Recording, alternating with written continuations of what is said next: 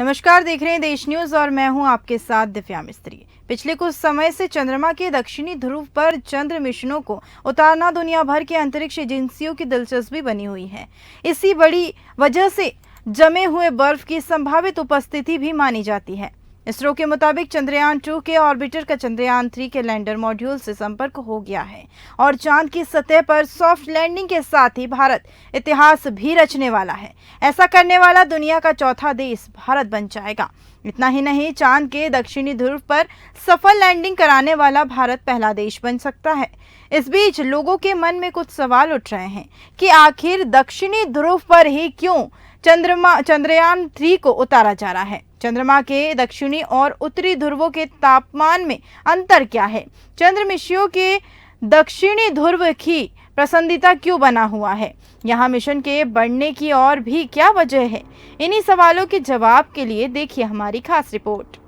कुछ अंतरिक्ष विशेषज्ञों का मानना है कि दक्षिणी ध्रुव पर पानी की बर्फ अधिक है, जो एक कीमती संसाधन है। 1990 के दशक में कई चंद्र मिशन दक्षिणी ध्रुव पर केंद्रित थे और इससे दक्षिणी ध्रुव को भविष्य के मिशनों के लिए भी पसंदीदा लैंडिंग साइट के रूप में भी मजबूत करने में मदद मिली। अंतरिक्ष विशेषज्ञों का कहना है कि चंद्रमा के ध्रुव बहुत समान है। दोनों में ऊंचे भूभाग और उबड़-खाबड़ जगह हैं, जिनमें बड़े क्षतिग्रस्त क्रैटर और छोटे ताजे क्रैटर भी हैं। क्रैटर और गड्ढों को कहा जाता है जो विस्फोट या ज्वालामुखी के फटने के कारण बनते हैं। ध्रुवों के बीच का अंतर बहुत छोटा है। चंद्र ध्रुवों पर ऐसे स्थान हैं जिन पर सदैव धूप रहती है। चंद्रमा का दक्षिणी ध्रुव तुलनात्मक रूप से कम ठंडा है। इस इलाके में अंधेरा भी कम रहता है। उदाहरण के लिए शेकल्टन क्रैटर के पास क्षेत्र है जहां लंबे समय तक सूर्य का प्रकाश रहता है। हमारे ग्रह पृथ्वी के हिसाब से यहाँ 200 से अधिक दिनों तक चमक बरकरार रहती है। लगातार सूर्य की रोशनी चंद्रमा मिशनों के लिए एक वरदान के रूप में भी सामने आ रही है। इस सूर्य की रोशनी से खोजकर्ताओं को चंद्र की सतह को रोशन करने और उसके उपकरणों को ऊर्जा देने में भी मदद मिलती है। चंद्रयान 3 का लैंडर भी सूरज की रोशनी से ही ऊर्जा लेकर काम करेगा। इसके अलावा दक्षिणी ध्रुव पर बढ़ती अंतरिक्ष गतिविधियों की अहम वजह एटकेन बेसिन है। दक्षिणी ध्रुव एटकेन बेसिन में स्थित है, जो एक विशाल गड्ढा है। यह गड्ढा दक्षिणी ध्रुव को भौगोलिक रूप से दिलचस्प जगह बनाता है। बर्फ खोजने के लिए उत्तरी ध्रुव की तुलना में दक्षिणी ध्रुव भी अधिक आशाजनक स्थान है। विशेषज्ञ बताते हैं कि चंद्रमा पर भविष्य के मिशनों के लिए बर्फ संसाधन एक अहम विचार है। चंद्रमा के दोनों ध्रुवों पर पानी की बर्फ पता चला है। दक्षिणी ध्रुव में स्थायी छाया और ठंडे तापमान वाला क्षेत्र अधिक है, इसलिए ऐसा माना जाता है कि वहां पानी की बर्फ अधिक है। दक्षिणी ध्रुव पर ही क्यों उतर रहा चंद्रयान 3? पिछले कुछ समय से चंद्रमा के दक्षिणी ध्रुव पर चंद्र मिशनों को उतारना दुनिया भर के अंतरिक्ष एजेंसियों की दिलचस्पी बनी हुई है। इसकी बड़ी वजह जमे हुए बर्फ की संभावित उपस्थिति मानी गई। वैज्ञानिकों की माने तो इसका उपयोग चंद्रमा पर स्थायी निवास के दौरान जीवनदायी सामग्री की आपूर्ति के लिए किया जा सकता है। भारत का लक्ष्य चंद्रमा के अधिक दक्षिण में उतरने का है, जो कि भूमध्य रेखा से 69 डिग्री दक्षिण में होगा। इस जगह को वास्तविक में ध्रुवीय नहीं माना जाता है, लेकिन इसका मतलब यह नहीं है कि हम कुछ नया नहीं सीखेंगे। रोशनी की उपलब्धता, संचार और नेविगेट करने में आसान इलाके सहित कई तकनीक कारणों से भी इस लैंडिंग को अनुकूल माना जाता है। क्या पानी की खोज भी इसकी बड़ी वजह है? अंतरिक्ष वैज्ञानिकों को इस ध्रुव पर खोज के लिए प्रोत्साहित करने वाला अहम कारण पानी है। दरअसल ध्रुवीय क्रैटर की जमीन में तापमान ठंडा होता है, क्योंकि ध्रुवीय क्षेत्रों में चंद्रमा की सतह पर सूर्य की रोशनी के कम कोण के चलते यहाँ स्थायी रूप से छाया रहता है। ऐसा इसलिए भी क्योंकि चंद्रमा की सतह को गर्म करने में मदद करने के लिए चंद्रमा के पास कोई वातावरण भी मौजूद नहीं। यह चंद्रमा की धुरी पृथ्वी का 23.5 डिग्री है कि बता दें कि 1.54 डिग्री कोण भी बनाता है। यदि कोई अंतरिक्ष यात्री दक्षिणी ध्रुव के पास खड़ा होता है तो सूर्य की रोशनी हमेशा क्षितिज पर भी सतह के बगल में पड़ती दिखाई देगी। इस प्रकार सूर्य का प्रकाश गहरे गड्ढे के किनारों पर ही पड़ता है और उनके गहरे आंतरिक भाग में छाया आती रहती है। ये क्रैटर और मंडल में 248 सेल्सियस तक के सबसे कम तापमान वाले हैं। इन तापमानों पर पानी का बर्फ स्थिर होता है और ऐसा माना जाता है कि इसमें से कुछ गड्ढों में उपयोगी बर्फ जमा है। चंद्रमा पर एक रात पृथ्वी के 14 दिन के बराबर क्यों? चंद्रमा को पृथ्वी की एक परिक्रमा करने में लगभग 28 दिन लगते हैं। जैसे ही चंद्रमा पृथ्वी की परिक्रमा करता है, वह अपनी ध्रुवी के चारों ओर एक पूरा चक्कर भी लगाता है। इसके कारण चंद्रमा का एक ही पक्ष हमेशा पृथ्वी की ओर रहता है। इसका यह भी अर्थ है कि प्रत्येक चंद्र दिवस पृथ्वी के 14 दिन तक रहता है। इसी प्रकार चंद्रमा पर एक रात पृथ्वी के 14 दिनों की होती है। शीनी ध्रुव में ऐसे बढ़ने लगे चंद्र मिशन। बता दें कि 1970 और 1980 के दशक में जॉन वेस्टफॉल के नेतृत्व में शौकिया खगोलविदों के एक समूह ने चंद्रमा के दक्षिणी ध्रुव के आसपास के क्षेत्र का नक्शा बनाया। 1960 के दशक में अपोलो मिशन के दौरान इस क्षेत्र का खराब मानचित्रण किया गया था और इसे लूना इनकॉग्निटा अज्ञात चंद्रमा उपनाम भी दिया गया था। वेस्टफॉल और उनकी टीम के काम ने दक्षिणी ध्रुव के बारे में नई जानकारियां दी और जिनकी वजह से आज यह क्षेत्र खोज के लिए अधिक आकर्षक जगह बन चुका है।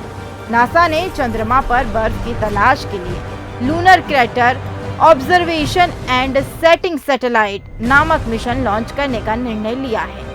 एजेंसी ने दोनों ध्रुवों पर लैंडिंग स्थलों पर विचार किया, लेकिन लॉन्च में कई बार देरी भी हुई, इसलिए वे दक्षिणी ध्रुव पर कैबियस क्रेटर पर उतरे। इसलिए चंद्रमा पर बर्फ की खोज के लिए भविष्य के मिशनों के लिए दक्षिणी ध्रुव को एक अहम जगह बताने वाली धारणाओं और मजबूत किया है। अंतरिक्ष वैज्ञानिकों को इस ध्रुव पर खोज के लिए प्रोत्साहित करने वाला अहम कारण पानी है। पहले 2 मिशनों का क्या हुआ था? इसरो पहले 22 जुलाई 2019 को चंद्रयान 2 लॉन्च किया गया था। यह चंद्रमा के दक्षिणी ध्रुवीय क्षेत्र पर सॉफ्ट लैंडिंग करने वाला किसी भी देश का पहला अंतरिक्ष मिशन था। हालांकि चंद्रयान 2 मिशन का विक्रम चंद्र लैंडर 6 सितंबर 2019 को चंद्रमा पर दुर्घटनाग्रस्त हो गया। लगभग 3 महीने बाद नासा ने इसका मलबा खोजा। इसके बावजूद मिशन पूरी तरह से असफल नहीं हुआ। इसकी वजह थी कि मिशन का ऑर्बिटर घटक सुचारू रूप से काम करता रहा और ढेर सारे नए डाटा जुटाए, जिससे चंद्रमा और उसके पर्यावरण के बारे में इसरो को नई जानकारियां मिली। चंद्रयान 1 के विपरीत चंद्रयान 2 ने चंद्रमा की सतह पर अपने विक्रम मॉड्यूल को सॉफ्ट लैंड करने की कोशिश की। इसके साथ ही चंद्रयान 2 ने और कई वैज्ञानिक शोध करने के लिए 6 पहियों वाले प्रज्ञान रोवर को तैयार किया। उड़ान भरने पर चंद्रयान 1 का वजन 1380 किलोग्राम था, जबकि चंद्रयान 2 का वजन 3850 किलोग्राम था। चंद्रयान 1 भारत का पहला चंद्र मिशन था, जिसे 22 अक्टूबर 2008 को आंध्र प्रदेश के श्रीहरिकोटा के सतीश धवन अंतरिक्ष केंद्र से लॉन्च किया गया था। 29 अगस्त 2009 तक यह 312 दिनों तक चालू रहा और 3400 से अधिक चंद्र परिक्रमाएं पूरी की। लगभग 1 साल तक तकनीक कठिनाइयों से जूझने के बाद इससे संपर्क टूट गया। अब बात कर लेते हैं कि क्या इसरो के अलावा भी किसी का मिशन चुका है। इसी महीने 10 अगस्त को रूस ने लूना 25 मिशन लॉन्च किया था। हालांकि यह मिशन चंद्रमा पर सॉफ्ट लैंडिंग करने में असफल नहीं रहा और हाल ही में इस तरह का चौथा मामला आया है। इसी साल अप्रैल में जापान की कंपनी आईस्पेस ने भी हकुतो आर मिशन 1 नाम का उपग्रह लॉन्च किया था। हालांकि यह मिशन चंद्रमा पर सॉफ्ट लैंडिंग करने में सफल नहीं रहा। इजराइल कंपनी स्पेस आईएल और भारत की अंतरिक्ष एजेंसी इसरो की दोनों ने 2019 में प्रयास किए, लेकिन चंद्रमा पर सुरक्षित लैंडिंग नहीं हो सकी। हालांकि सफल सॉफ्ट लैंडिंग उसी वर्ष ही चीन के चॉन्ग 4 लैंडर द्वारा की गई थी, जो चंद्रमा के दूर वाले हिस्से पर उतरने वाला पहला उपग्रह भी था। चीन के अलावा रूस और अमेरिका चंद्रमा पर सुरक्षित रूप से वैज्ञानिक उपकरण पहुंचाने वाले देशों में शामिल हैं। चंद्रमा पर उतरना इतना कठिन क्यों है? दरअसल चंद्रमा में पर्याप्त हवा नहीं है और बहुत अधिक धूल है। जब चंद्रमा या मंगल पर कोई अंतरिक्ष यान उतरता है तो उसे धीमा करना पड़ता है ताकि उसके लक्ष्य जिस स्थान पर लैंडिंग करानी हो उसे अंदर खींच सके। पृथ्वी और कुछ हद तक मंगल के साथ सबसे बड़ी शुरुआती चुनौती ग्रह का वातावरण होती है। जब कोई वाहन अंतरिक्ष के निर्वात को छोड़कर गैस की एक बड़ी दीवार से टकराता है तो टक्कर से बहुत अधिक ऊष्मा ऊर्जा उत्पन्न होती है। इसलिए पृथ्वी पर लौटने वाले या मंगल ग्रह पर उतरने वाले अंतरिक्ष यान खुद को बचाने के लिए हीट शील्डिंग से ले जाते हैं, लेकिन वायुमंडल में प्रवेश करने के बाद वे खुद को सावधानी पूर्वक धीमा करने के लिए भी पैराशूट का उपयोग कर सकते हैं। हालांकि चंद्रमा पर बमुश्किल ही वायुमंडल है, इसलिए पैराशूट कोई विकल्प नहीं है। जब गर्मी से बचाव की बात आती है तो यह सुविधाजनक है, क्योंकि वाहन को अतिरिक्त वजन उठाने की आवश्यकता नहीं होती, लेकिन इसे धीमा करने और लैंडिंग को रोकने के लिए अपने इंजनों का उपयोग करने में सक्षम होने की आवश्यकता होती है। चंद्रमा की सतह रेगुलिथ नामक सामग्री से ढकी हुई है। रेगुलिथ धूल, चट्टान और कांच के टुकड़ों का मिश्रण है।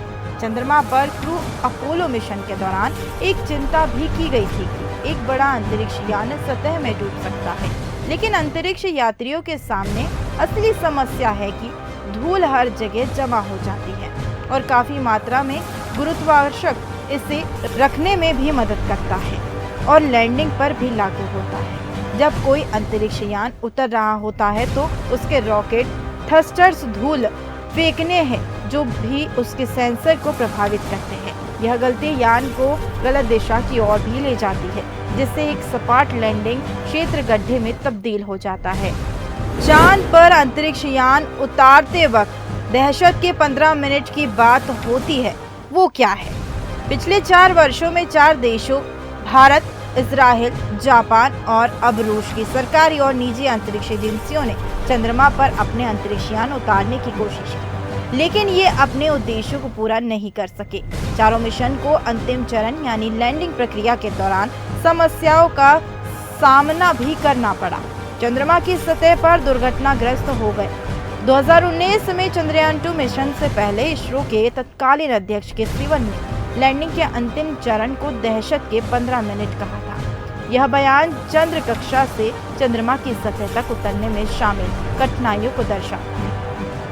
यही कारण है कि यह चंद्र मिशन का सबसे कठिन हिस्सा माना जाता है। 6 सितंबर 2019 को भारत का महत्वाकांक्षी चंद्र मिशन चंद्रयान 2 चांद से महज 2 किलोमीटर की दूरी पर आकर खो गया।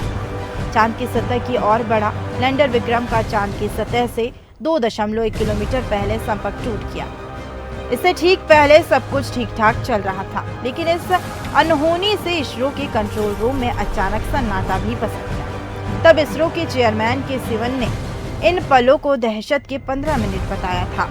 सिवन ने कहा था कि लैंडिंग के आखिरी 15 मिनट के दौरान विक्रम 4 चरणों से गुजरा। पिछले चरण में चंद्रयान 2 30 किलोमीटर से 7.4 किलोमीटर पर आया। इस पूरी प्रक्रिया में 10 मिनट लगे। इसके बाद इसरो का इस पर कंट्रोल नहीं रहा।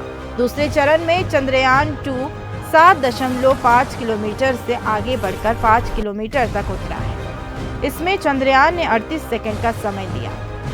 इस दौरान विक्रम के 4 इंजन चालू हुए। इससे उसकी गति 550 किलोमीटर से घटकर 330 किलोमीटर प्रति घंटा की गई। लैंडर विक्रम से इसरो का संपर्क तीसरे चरण के दौरान टूटा।